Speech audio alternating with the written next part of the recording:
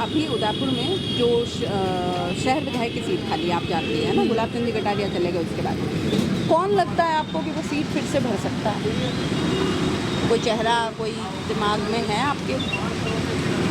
Actual में क्या हम गवर्नमेंट सर्वेंट हैं, हाँ। तो हम पॉलिटिक्स से इन्वॉल्व नहीं होते हैं। नहीं, वो तो नहीं हो है ना, सकते। हमें पॉलिटिक्स से कोई लेना देना नहीं। अच्छा, चलिए ये बता दीजिए कि राजस्थान की जो राजनीति है, क्या इस वक्त क्या माहौल लग रहा है और क्या चीज़ें होनी चाहिए जो नहीं हो पाई हैं? ये तो आम नागरिक बता सकता जी है। हाँ, तो मैडम जैसे कि अभी वर्तमान जो प्रेजेंट टाइम में जो गवर्नमेंट है, जो भी गवर्नमेंट आती है कुछ न कुछ कमी रहती है। काम सभी अच्छे करते हैं, कोशिश सभी करते हैं, बट काम सभी कोशिश अच्छा करने की करते हैं, लेकिन कमी हर एक में हो जाती है।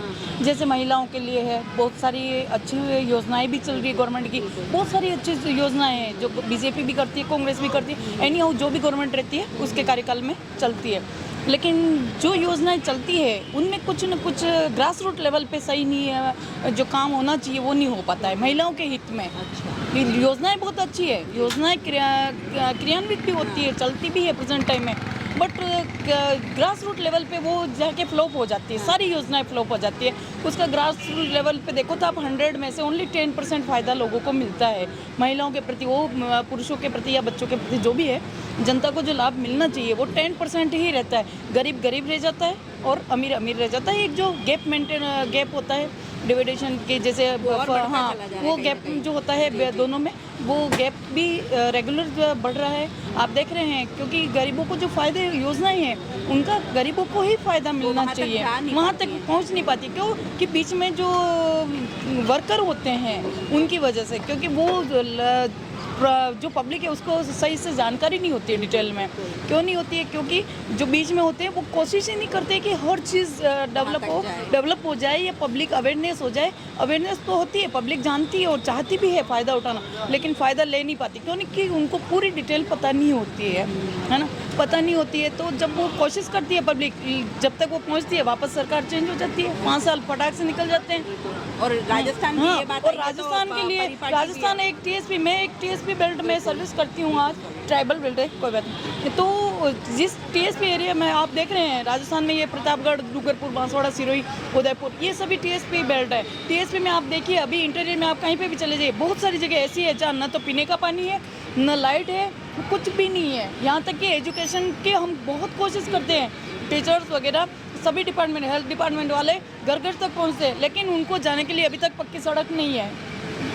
रियलिटी में आप चाहें तो आप हर जगह चेक कर सकते हैं, देख सकते हैं जो ग्रास रूट लेवल पे, क्योंकि टीएसपी बेल्ट के हम लोग हैं, हमारे को पता है, हमारे को वो सुविधाएं ग्रास रूट लेवल पे नहीं है। हालांकि गवर्नमेंट पूरी कोशिश करती है, लेकिन हमारे तक वो सुविधाएं अभी भी अवेलेबल नहीं है। हमारे को न पीने का पानी प्योर मिलता है, फिल्टर कुछ भी नहीं, हम नदी नालों का और हैंडपम्प की सुविधा मिल रही है हमारे को, इसके अलावा कुछ भी नहीं है। यहाँ तक कि इंटीरियर में कोई लाइट सुविधा नहीं है। हम जो सर्विसमैन होते हैं उनको भी अंधेरे में रहना पड़ता है, घंटों तक लाइट नहीं आती है, ना नेटवर्क है वहाँ पे। ऐसी जगह पे ड्यूटी कर रहे हैं जहाँ बच्चे बेचारे 6-6 किलोमीटर तक पैदल चलते हैं, और आप सोचिए रोड तो, सड़क की तो सपने ही भूल जाओ, कच्चा रास्ता भी नहीं है, पगडंडी से आते हैं 6-6 किलोमीटर, 10-10 किलोमीटर तक। अगर बच्चा एजुकेशन के लिए आएगा तो आप सोचिए कि एक जो सपना है भारत का वो कैसे सच होगा, एजुकेशन का है जो भी है ना। अब अपन जो एक सुंदर अच्छा सपना देख रहे हैं कि सबका साथ सबका विकास, या फिर अपन जो बड़ी बड़ी बातें करते हैं वो होने में लगता है कि अभी 21वीं सदी चल रही है, लेकिन हो सकता है कि ये 10 साल तक अभी और टाइम लेगा, क्योंकि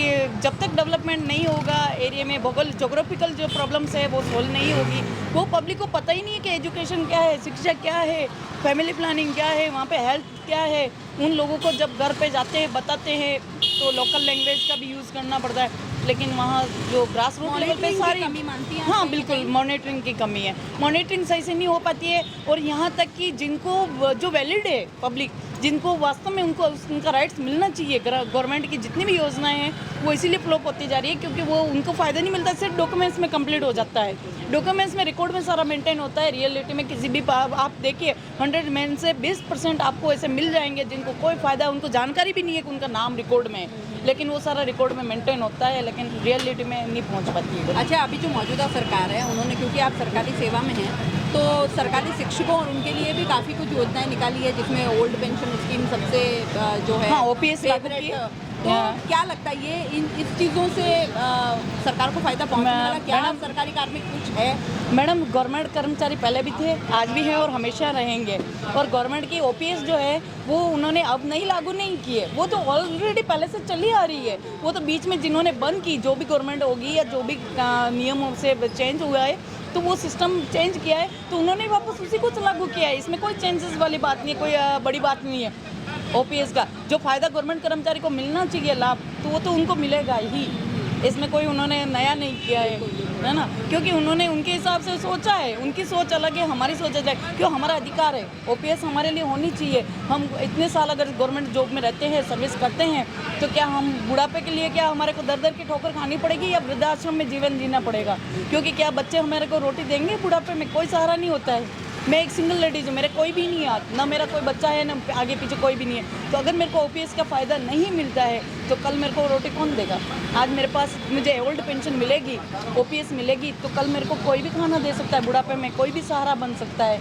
या मैं घर बैठे भी किसी से, जो आजकल सुविधा है कि मैं कहीं किसी से कैसे भी करके अपना खाना मैं मैनेज कर सकती हूँ। लेकिन जो बीच में ये हुआ था वो कर्मचारियों के अहित में था।